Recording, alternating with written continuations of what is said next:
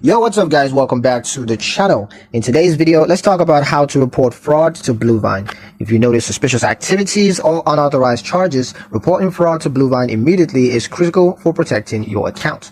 Here's how to do it. First, log into your Bluevine app or web account and then go to the Transactions tab. Locate the unauthorized charge and tap on it for details.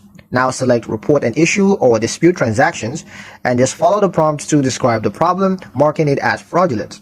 Now submit the report and Bluevine will begin reviewing and may temporarily credit your account while investigating.